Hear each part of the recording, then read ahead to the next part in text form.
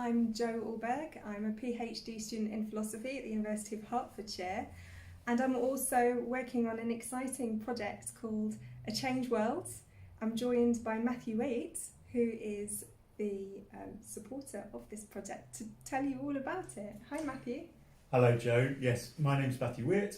Really nice to be here with you, Jo, and I am the Deputy Vice-Chancellor at the University of Hertfordshire, and A Changed World is a project that I have been sponsoring and working very closely with Jo on.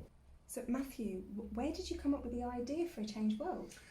The idea for A Changed World was an immediate response to the COVID-19 pandemic and the coronavirus, and the fact that the university went into lockdown, and we knew that students who were going to leave the university and be coming back in the autumn, and new students who were arriving in the autumn would have had really very different and challenging experiences during that period. And the same with staff, in fact, and we wanted to find a creative and intellectually challenging way of capturing that experience and not to forget what we've gone through or to try and erase it, but to try and find a way of enabling students and staff to respond creatively, intellectually, and in other ways to what we've all been through. It's a fantastic project. When you first told me about it, it just sounded something so incredible. Nothing like this has been done before, as far as I know. To express creatively and intellectually their experience. So the kinds of activities that we're going to be aligning with the content, I would hope to see people doing audio diaries perhaps, or a memoir which they do through an audio file, or they might want to record a conversation with somebody, another student who's had a very different experience of the lockdown. I'd love to see some music, I'd love to see poetry, I'd love to see creative writing, anything really. We're very happy, visual art as well, of course, paintings, because the whole point is that we want students to show us how this has impacted on them. And of course, we're also very happy for staff to contribute as well, and there's nothing to stop members of staff contributing too if they want to. But primarily we're looking for students to provide us with some insight into their experience and to enable us to create for the university, if you like, an archive, a digital archive that we can have for the future and capture the experience of you wonderful students and in whatever form takes your fancy, really. Brilliant. So will all the content be there all at once, and will there be any deadlines for submissions? As far as deadlines go, we're going to have an absolute deadline, which will be sometime before the end of semester A, for reasons which I'll explain a little bit later in the interview, if you like, in this little introduction.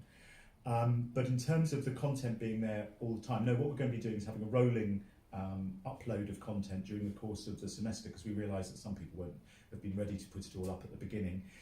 We're going to go live on the 21st of September with the first tranche of content. And then during the course of the semester, we'll probably be uploading additional content on possibly a fortnightly basis, roughly. And then other stuff will come down, other stuff will go up, and we're hoping to make it a live website for the whole of the semester, so that people always have something new to look at. So how long will this project go on? Just a semester, or? Yeah, the idea is that the project lasts during semester A. There may be and we have plans for developing other initiatives within the university for semester B, but A Changed World will run for semester A.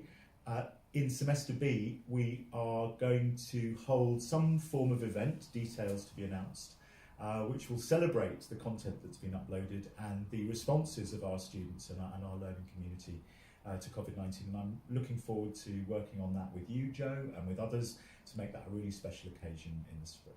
And Jo, one of the things I'd be interested in when you're curating this is when you've been going out to staff and others and other members of the community to look for content, what's the kind of principles or values, if you like, that you are underpinning your search for this amazing content at the university? Well, we are looking to make sure that we have content, academic and otherwise, to reflect the diverse nature of our university and everything that Hertfordshire stands for. That's so good to know, because we've of course got really key values, the FACES values that everybody's familiar with, and also equality, opportunity and flexibility. And I'm really pleased to hear from you, Joe, that you're looking for those diverse voices to be expressed in this project, because it's one of the most important things about this institution, that it gives everybody a voice, and everybody's voice is worth listening to. So thank you for that. I'm excited to see what that brings us. Absolutely. So the idea is that the project runs for semester A, and we will have a kind of deadline for final submissions a couple of weeks before the end of semester A, so that we can review those. And the reason we're reviewing those is because we've got a surprise event planned for semester B relating to what we've done this semester on A Changed World, but we're not going to let you know what that is yet, because it's a surprise. Could you at least tell me?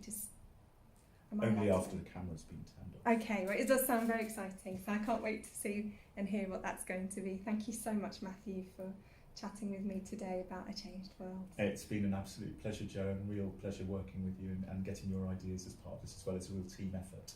And I'd like to just thank everybody who's contributing as well. This is a University of Hertfordshire event. We're kind of running it, but it is you who's making it special.